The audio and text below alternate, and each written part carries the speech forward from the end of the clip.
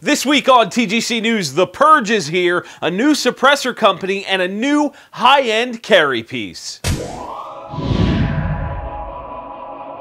talk all the time about having fun while you train. Well, RE Factor Tactical knows how to have fun with their Menace to Society target packs. Included are some of the most hated a-holes from the 21st century, like Gaddafi, Hussein, the boys and the father, and a bunch of others, and the ISIS flag too, because F them, right?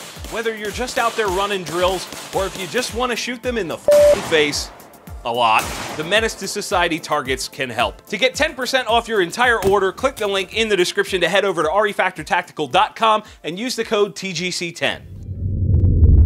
Welcome back to TGC News, the only gun news show that covers things you actually care about. My name is John Patton. This week's first story is about Wilson Combat. For those of you that might be unaware, they specialize in high-end 1911s, and they've just released a new double-stack 9mm called the EDC X9. And as you can probably tell by the name, they're actually intending on people carrying this thing. Let's start with the basics. It's got a 4-inch fluted barrel, a single action-only trigger system, a rounded rear on the grip and kind of the base of the frame, and some nice G10 grip panels, and of course a bunch of what appear to be functional slide work. It also comes topped with a fiber optic front sight and some really aggressive checkering on the front strap of the grip that matches the slide work. I think they call it their X-Tac. And on top of that, it has a nice crown on the barrel. And of course, being a double stack, this thing holds 15 rounds of 9mm in the magazine. It's gorgeous, really. I've shot a lot of different handguns, and 9mm 1911 still stand near the top of my list for guns that are just fun to shoot.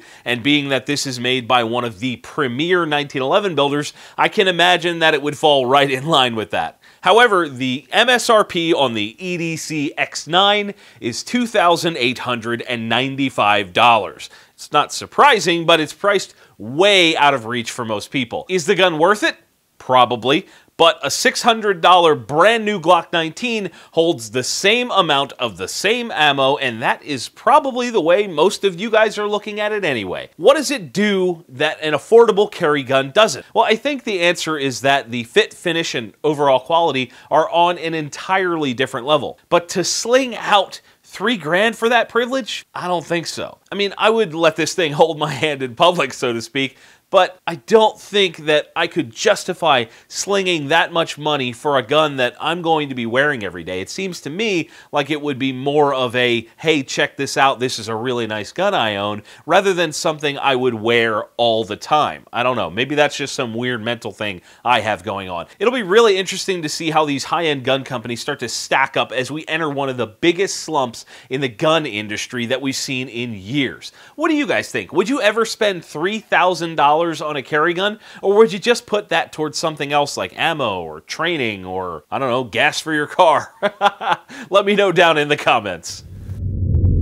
And in the rise and fall of giants news, the gun industry is hurting. Like I said, there is no better way to say it right now. Companies across the board are feeling the results of the buying panic just disappearing overnight when Trump got elected. The purge is no longer coming. It's here. This is your emergency broadcast system announcing the commencement of the annual purge. From December of last year to January of this year, that 1 month, we saw over an 800,000 drop in the number of background checks being performed. And as a result, we talked about Colt last week laying people off. And that trend continues with Remington and a company you may never heard of called Howell Munitions and Technology. We'll start with Remington. They just laid off 122 people at their plant in Ilion, New York. The CEO made a statement about this hopefully strengthening the competitive position of the company, but I mean, dude, I can tell you right here what would help you more than firing people. Make something that people actually want to buy. Either way, Remington is a big company and will most likely survive this bump in the road, but continued lawsuits, recalls, and boring guns will not help their cause. Now, the other company I mentioned, Howell Munitions and Technology, a somewhat unfamiliar name to most of you, but they are the parent company of a bunch of others like Ammo Load, which makes reloading machines like commercial ones. They also own Extreme Bullets and Freedom Munitions. According to an article published by a local news website, an unknown number of employees have been affected by these temporary layoffs. They are apparently in the middle of a 2-week shutdown, and employees were told, "You will be contacted by your supervisor with exact details regarding your return."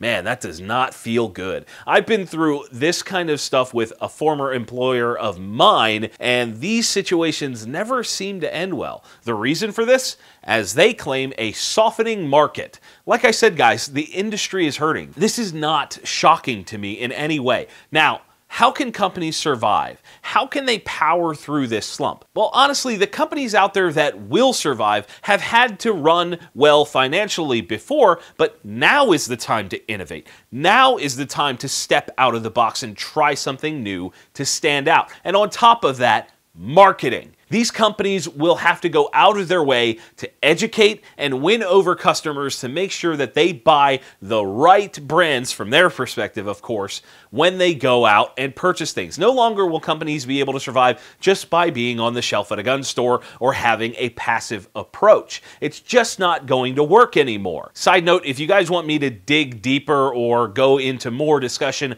about gun industry marketing, let me know down in the comments. I think that could be a fun one, but it's a longer topic. For now, I will just say that these layoffs and companies tightening their belts is not going to stop anytime soon. So if you work in the industry and you're watching this right now, batten down the hatches because the storm is here. And on #NotAReview, the segment where I take a product and give you guys a hands-on spotlight, we're taking a closer look at a new suppressor company called GSL Technology. They're based out of Michigan and came all the way out to my range in Pennsylvania to spend the day shooting with me and giving me the rundown on their lineup of products. One of the biggest things to note about them is they've actually been in the business of making suppressors for a long time. You may notice some very distinct similarities between their suppressors and another company's suppressors, but I'm not going to stick my face in a beehive, so we're not going to dive too deep into that. But the point of me telling you this is that they've got years of experience backing up their line of products. So first up, we shot a few rounds through their 22 can. It's lightweight, has decent sound, and is relatively affordable with an MSRP under $300. Beyond that, we shot their 9mm can on a Lionheart pistol, and the thing that stood out to me about that one was consistency from shot to shot. Sometimes pistol cans can have really distinct, loud first round pop, and this was more consistent across the board. I like that. I also took a look at their 5.56 cans. They offer their rifle cans with both QD and direct thread models, with the direct thread having a really interesting locking system. It's essentially a spring washer kept in a housing on the back of a can. They tell me that this is intended to give consistent, tight lockup every single time you mount it.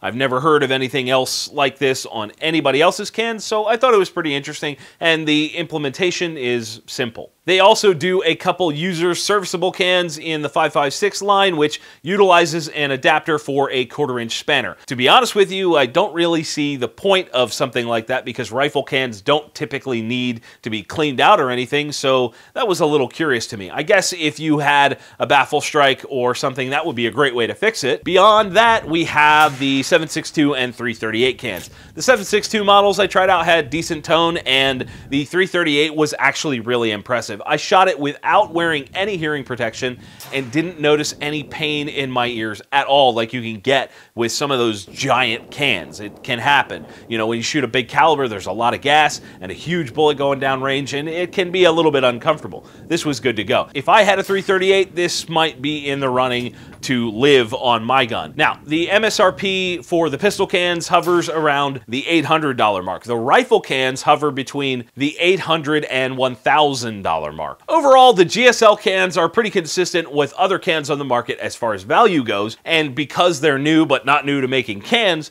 I would absolutely trust them to hold up over time. If you guys want to learn more about these and all the other cans that GSL makes, hit the link down in the description to head over to gsltechnology.com, and to see more product spotlights just like this one, check out the Not a Review playlist on YouTube.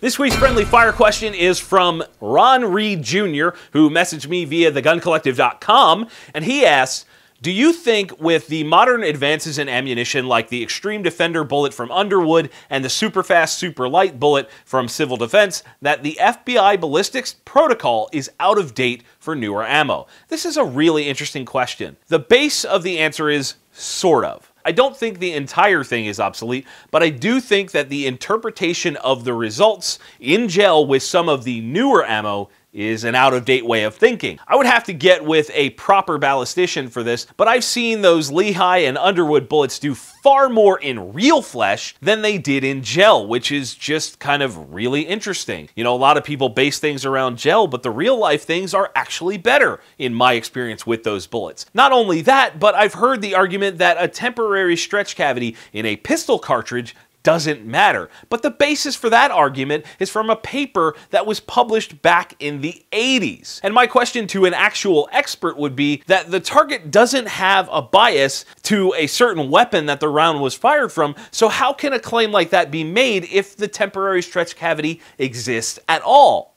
right? I think we could certainly update the protocol, but the core of it, which everyone uses to compare things, the penetration depth, I think that is fine. I just think that we have a lot more new concepts that warrant deeper discussion these days, and the FBI would be wise to fully understand what's happening with some of these newer cartridges. My friendly fire question to you guys, since we don't see TN Outdoors 9 doing a ton of videos these days, and a lot of people used to get their ammo knowledge from him, where do you get your info on ammunition right now? Let me know down in the comments, and if you want your question answered right here on the show, you can head over to theguncollective.com, go to the friendly fire page, and send me your questions.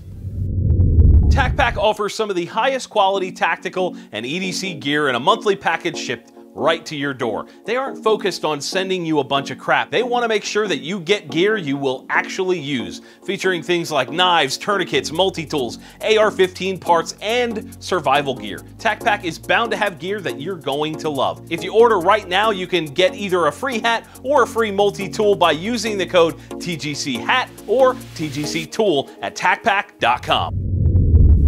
And unfortunately, guys, that is it for this week's episode. You know what to do. If you enjoyed it, hit that like button and share it with your friends. If you didn't, let me know down in the comments below. If you haven't yet, get subscribed. You won't want to miss a single week of the show. And as always, thank you all for watching. We'll see you soon.